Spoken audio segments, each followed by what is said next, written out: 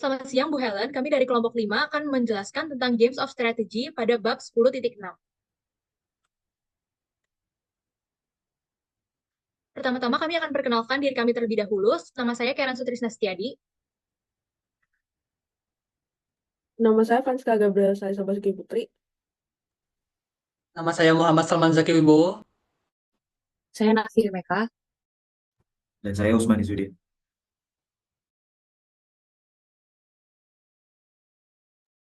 Oke, pertama saya akan awali dengan game teori dalam bentuk permainan ala karnaval.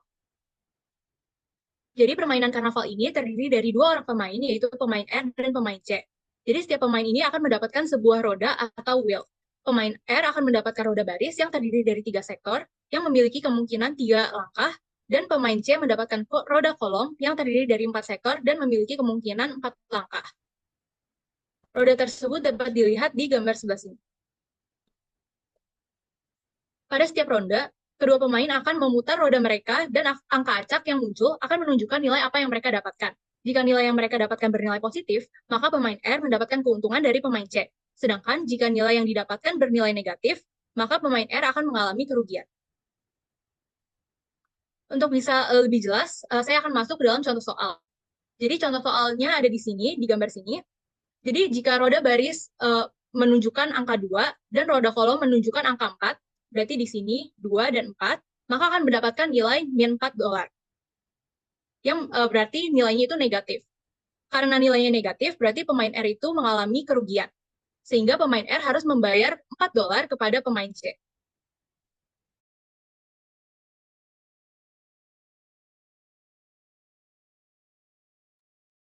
Nah, yang sudah dibahas tadi itu merupakan contoh umum dari permainan dua pemain game matrix di mana nol atau two person zero matrix game.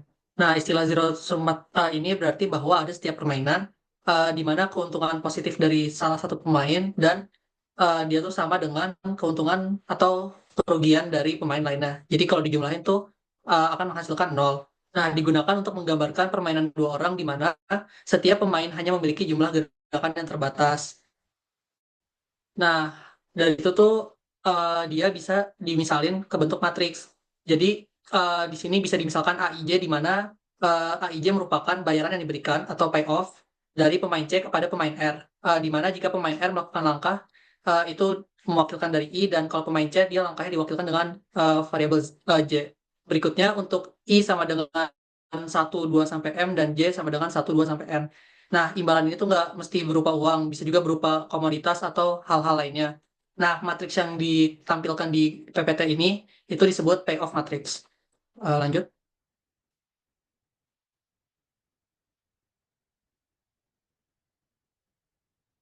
Nah, di situ jika PI itu disebut probabilitas pemain P bergerak sejauh I dan QJ itu probabilitas pemain Q bergerak sejauh J.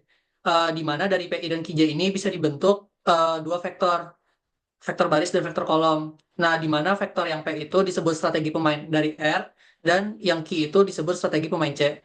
Di mana persamaan yang didapat dengan mengalihkan setiap payoff yang mungkin itu dan kalau udah probabilitasnya dijumlahkan itu akan menghasilkan persamaan yang diberikan di tabel ini.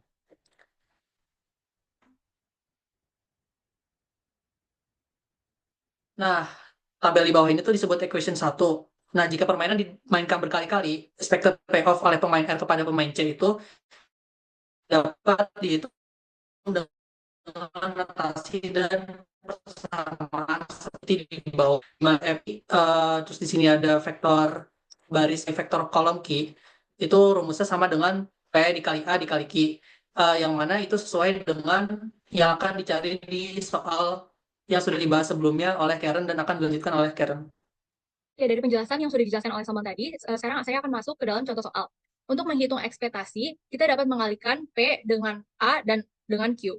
Jadi P ini merupakan probabilitas dari roda R yang didapatkan dari sebelumnya di, di dalam roda sini. Kemudian A didapatkan dari nilai yang didapatkan dalam setiap ronde. Kemudian Q didapatkan dari probabilitas roda C. Setelah dikalikan semua akan mendapatkan nilai 18 sen. Jadi jika permainan dimainkan kali, rata-rata 18 sen kepada pemain C dalam setiap ronde. Oke, selanjutnya adalah fundamental theorem of zero sum games. Di sini akan diperketat aturan bahwa pemain itu tidak mengetahui pilihan tahu bahwa setiap pemain itu akan memilih strategi yang terbaik untuk mereka.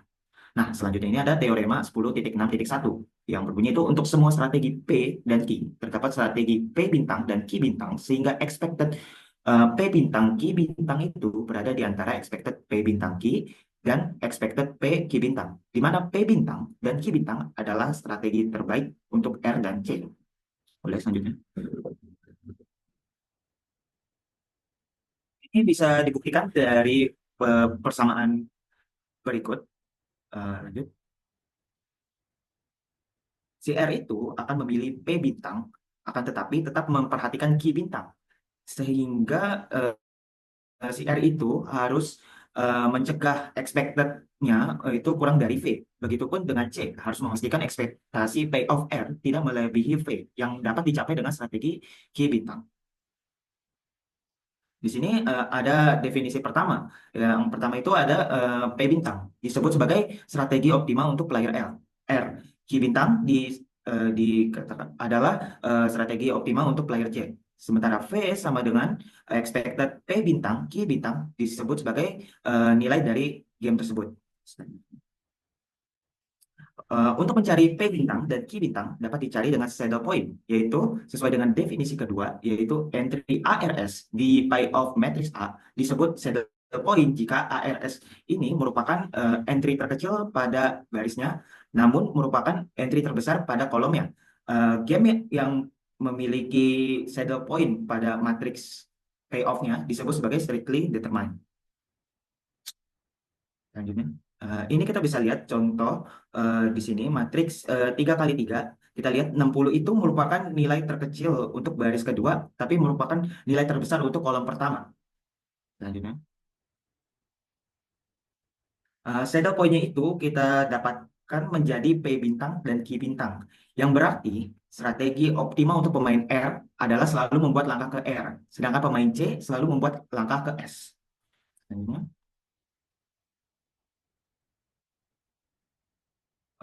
untuk membuktikan P bintang dan Q bintang optimal pada contoh dapat dilakukan pembuktian sebagai berikut dan didapatkan hasil seperti teorema 10.6.1 tadi.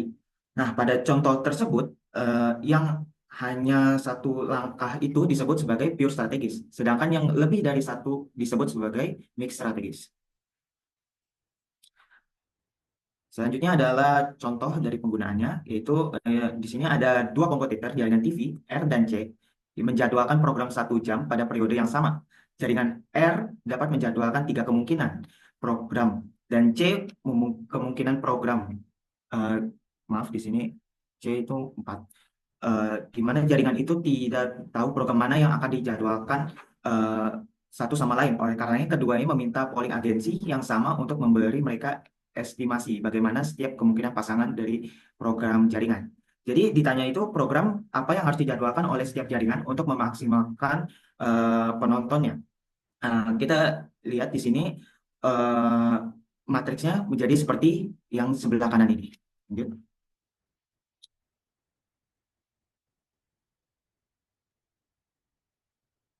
Pertama-tama kita anggap setiap jaringan itu punya 50% penonton. Sehingga kita akan mereduksi setiap entry dengan 50. Didapatkan matriks sebagai berikut. Di sini terlihat bahwa min 5 itu merupakan saddle point. Karena min 5 itu merupakan entry terkecil pada baris kedua dan entry terbesar pada baris ketiga. Sehingga oleh karenanya min 5 merupakan saddle point yang karenanya strategi optimal untuk jaringan R adalah program 2, sedangkan jaringan C menjadwalkan program 3. Dengan begitu, jaringan R akan mendapatkan 45% penonton, sedangkan jaringan C akan mendapatkan 55% penonton.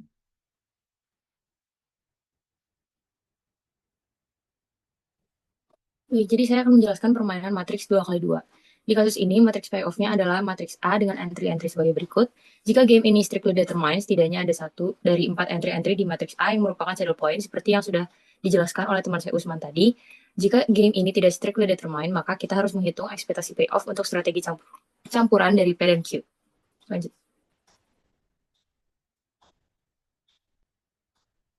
Jadi ini persamaan 9 adalah ekspektasi payoff-nya. Lalu kita dapat P1 plus P2 sama dengan 1 itu adalah probabilitas dari pemain R. Q1 tambah Q2 sama dengan 1 itu adalah probabilitas dari pemain C. Lalu ubah bentuk dari persamaan 10 sehingga didapat P1 dan Q2-nya. Substitusi P1 dan P2 dan Q2 dalam persamaan 9 sehingga didapatkan persamaan 11. Lalu kelompokkan sehingga didapat persamaan 12. Lanjut.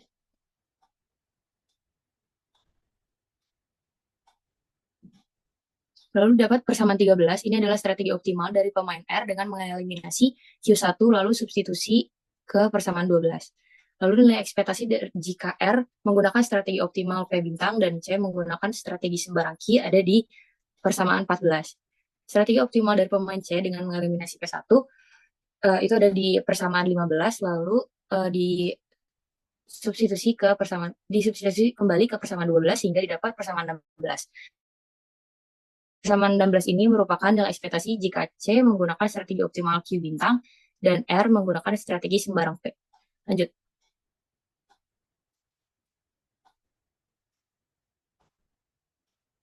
Sehingga didapat dari persamaan 14 dan 16 untuk semua strategi P dan Q ada di persamaan 17.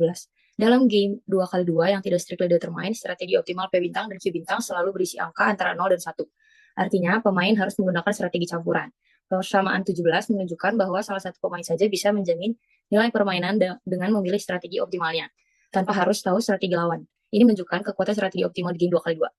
Namun, hal ini tidak berlaku secara umum di game yang lebih besar, di mana hasil permainan bisa dipengaruhi jika hanya satu permainan yang bermain optimal. Ini akan dijelaskan di teorema 10.6.2.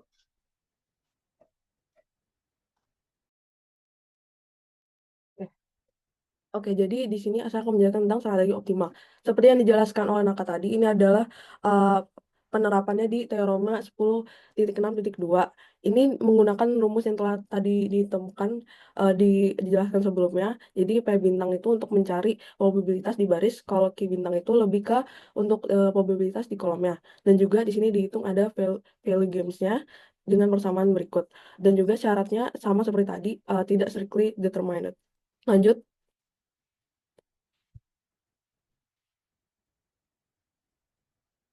Oke, teorema 10.6.2 bertujuan untuk membantu kita menemukan strategi terbaik dari permainan dengan dua pemain yang menggunakan matriks 2x2. Nah, syarat penerapannya yaitu permainannya hanya melibatkan dua strategi untuk masing-masing pemain dan pemainnya tidak strictly determined. Nah, pemain R atau baris ingin memaksimalkan nilai yang didapat, sedangkan pemain C atau kolom ingin meminimalkan nilai yang didapat oleh R. Lanjut.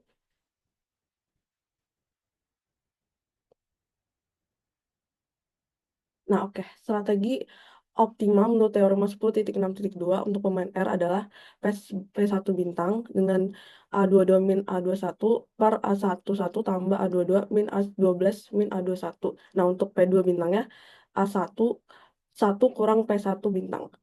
Untuk strategi optimal untuk pemain C kurang lebih Q1 bintang sama dengan A22 min A12 per A11 tambah A22 min A12 min A21. Untuk Q2 bintangnya sama dengan 1 min Q1 bintang. Oke, untuk nilai permainannya adalah V A11 kali A22 min A12 kali A21 per A11 tambah A22 min A12 min A21. Lanjut.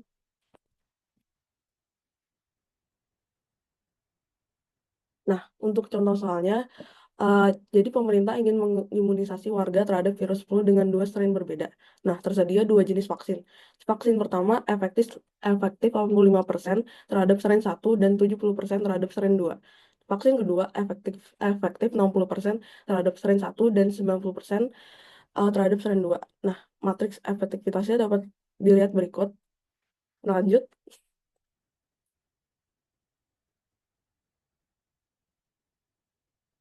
Nah, dengan menggunakan teorema 10.6.2 dapat dilihat untuk pemerintah, yaitu kita mencari probabilitasnya pemerintah dianggapnya sebagai barisnya. Jadi kita nemuin P1 bintangnya adalah 2/3 dan P2 bintangnya adalah 1/3. Nah, untuk virusnya kita anggap aja dia kolomnya gitu. Jadi untuk Q1 bintangnya kita dapat 4/9 dan untuk Q2 bintangnya adalah 5/9. Nah, untuk nilai permainannya kita dapat 0,7666 atau anggap aja kita 76%, 76,6%. Lanjut.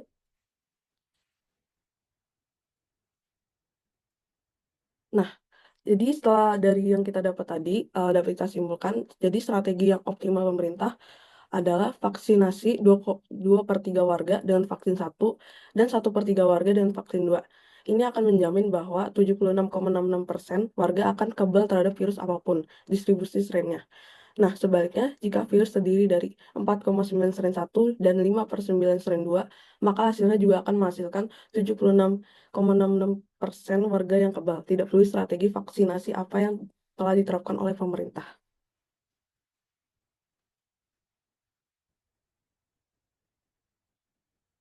Sekian presentasi dari kelompok 5.